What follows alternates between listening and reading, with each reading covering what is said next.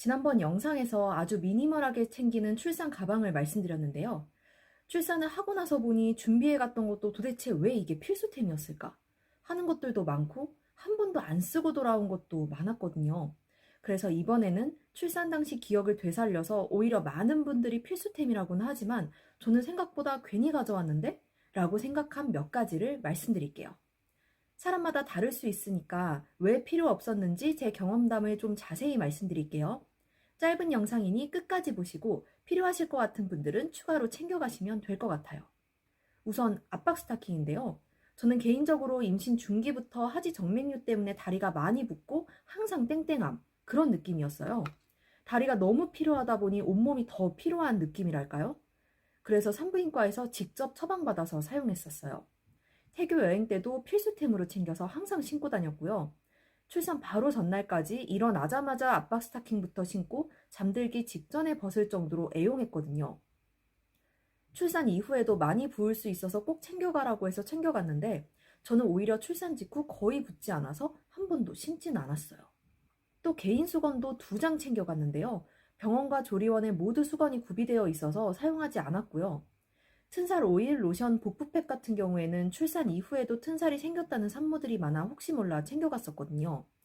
근데 저는 출산 직후다 보니 수술 부위에 상처가 있기도 했고 배에 손대기도 무섭고 튼살 신경 쓸 여력도 사실 없었어요.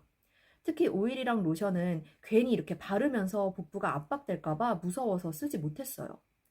그래도 막달에 배에 빨간 줄이 올라왔던 적이 있어서 아무것도 안 하긴 신경 쓰여서 챙겨갔던 복부팩은 종종 붙여줬어요. 복부팩도 꼭 필수는 아닌 느낌이라고 할까요? 산후조리원 가서는 마사지 받을 때 보통 복부팩을 해주시기도 하거든요. 그래서 튼살 관리류도 이미 생기신 분들이 아니고는 꼭 필수템은 아닌 것 같아요.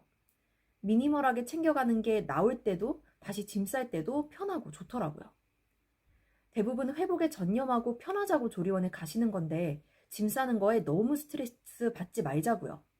상황에 닥쳐서 필요하신 것들이 있으면 그때그때 사면 되니까 너무 걱정하지 않으셔도 되고요. 아기 용품으로는 보통 베네 저고리와 속사계, 겉사계, 그리고 바구니 카시트를 챙겨가시는데요.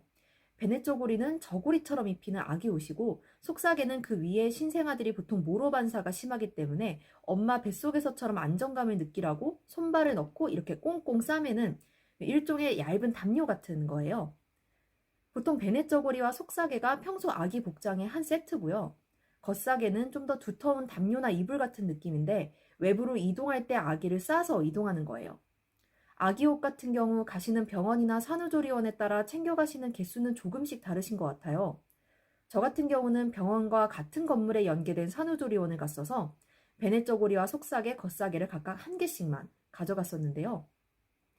병원 신생아실에서 일단 아이가 태어나면 베네 저고리와 속삭에 기본적으로 입혀주시고 태어나고 산후조리원 가는 날 산후조리원 선생님들이 내려오셔서 아기한테 산후조리원용 베네 저고리와 속삭이를 입혀서 아기 침대로 이동시켜 주셨어요. 결국 제가 가져간 베네 저고리와 속삭에, 겉삭에는 산후조리원에서 태어나는 날 딱 한 번 입혔어요. 그리고 바구니 카시트. 저는 임신 중기쯤 아기 카시트를 가족에게 선물 받아 차량에 일찌감치 설치해뒀었는데요. 태어나자마자 신생아 시기부터 사용할 수 있는 카시트라고 해서 선물을 받은 건데 막상 블로그나 유튜버 보니까 많은 분들이 아무리 신생아 사용 가능한 카시트여도 막 태어난 아기한테는 조금 커서 바구니 카시트를 추가로 구매해서 사용하시더라고요. 아기 안전과 관련된 부분이라 미니멀리스트인 저도 사려고 했었는데 저는 말씀드렸다시피 병원과 같은 건물 산후조리원을 이용을 했어요.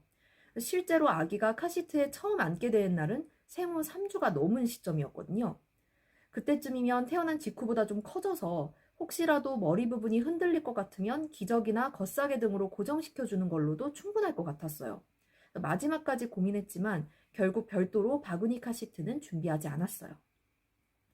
실제로 조리원 퇴소할 때 아기 카시트에 앉혔는데 기저귀 2-3개로 머리 부분을 고정시켜주니 머리 흔들림 없이 괜찮았고요. 그런데 저도 산후조리원이 병원과 같은 건물이 아니었다면 또 병원에서 산후조리원까지 거리가 조금 있었다면 바구니 카시트는 추가로 구매했을 것 같아요. 그럼 영상 끝까지 시청해 주셔서 감사드리고 미니멀하게 딱 10개 뭘 챙겨가면 되냐 하는 건 오른쪽 위에 나오는 추천 영상 참고해 주세요. 그럼 오늘 영상도 도움이 되셨다면 좋아요와 구독 부탁드리면서요. 앞으로 영상 하나면 모든 걸 해결할 수 있는 똑부러지는 저만의 경험담을 담은 정보로 찾아오겠습니다.